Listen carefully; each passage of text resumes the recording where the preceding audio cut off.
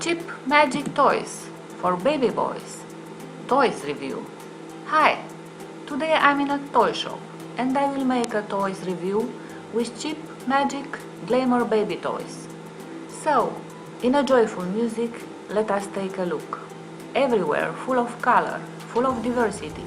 Toys price range is between $1 and $15. So good price for all pockets. Looking at the image, for sure you will find ideas for the perfect gift or for pijamas party. Please enjoy this video for children and don't forget to subscribe to my channel. Thank you.